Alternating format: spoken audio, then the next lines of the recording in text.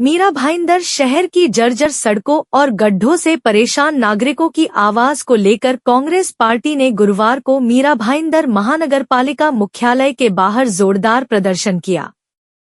गड्ढों से हो रही दुर्घटनाओं, नागरिकों को हो रही परेशानियों और मनपा प्रशासन की निष्क्रियता के खिलाफ कांग्रेस कार्यकर्ताओं ने आक्रोश व्यक्त किया। इस आंदोलन का नेतृत्व कांग्रेस जिलाध्यक्ष प्रमोद सामंत ने किया, जिनके साथ बड़ी संख्या में पार्टी कार्यकर्ता मौजूद थे। प्रदर्शन के दौरान कार्यकर्ता हेलमेट, फावड़ा और घमेला लेकर पहुंचे और गड्ढे हटाओ, जनता को बचाओ, मनपा सो रही है, जनता रो रही है जैसे नारों के साथ विरोध जताया। प्रमोद सामंत ने स्थानीय भाजपा नेतृत्व पर निशाना साधते हुए कहा, भाजपा हिंदुत्व की आड़ में भ्रष्टाचार कर रही है। सड़कों की हालत दिन-ब-दिन बदतर होती जा रही है, दुर्घटनाएं आम हो गई हैं, लेकिन सत्ता पक्ष आंखें मूंदे बैठा है।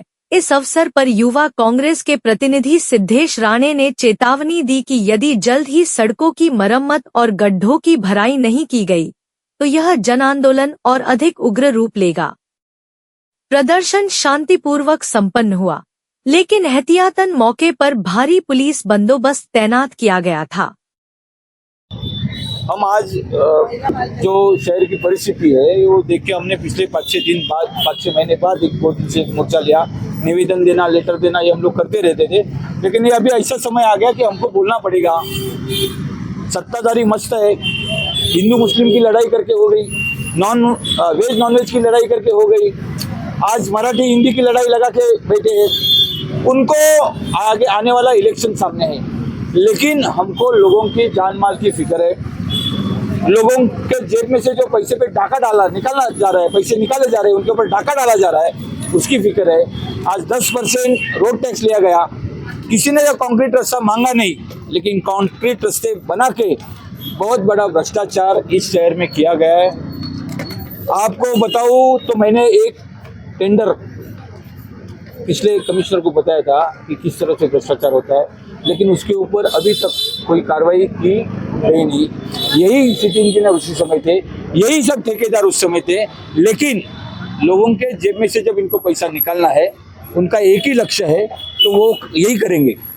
हमको, जनता को इसका जवाब पूछना पड़ेगा।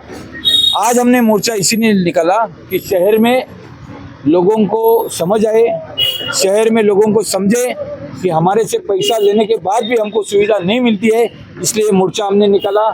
कमिश्नर को उनकी गलतियां बता दी, खड्डे रास्ते में क्यों पड़ते हैं वो उन्होंने हमको बताना मांगता था, लेकिन हमने उनको बता दिया। हमारे पास हाइड्रोलिक इंजीनियर जुबेर भाई भी है, अनिल भाई भी है, वो भी सिविल इंजीनियर है, मैकेनिकल इंजीनियरिंग किया है उन्होंने।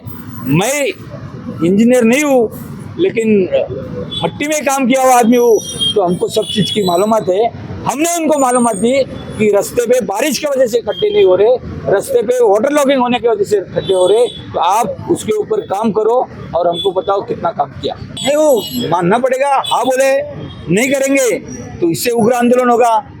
आज बोला था हम अंदर आएंगे, लेकिन पुलिस प्रशासन कामरे साहब को आज पहली बार हम मिले है ना, उनको भी हमने हाथ जोड़ के विनती की है, अगली बार हम ऐसे शांति से नहीं करेंगे। अब ये आपको पूछना पड़ेगा कमिश्नर साहब को कि माजी आमदार आए, आपने खड्डे नहीं बुझाए, होने वाले आमदार आ रहे तो खड्डे बुझाएंगे क्या, ऐसा पूछो उनको।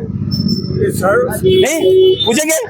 हम लोग भी एटीवी लेके आए थे, आज हम लोग भी एटीवी लेके आए थे, लेकिन उसमें भी हमारा आदमी गिर गया, चलते चलते गिर गया खड्डे में।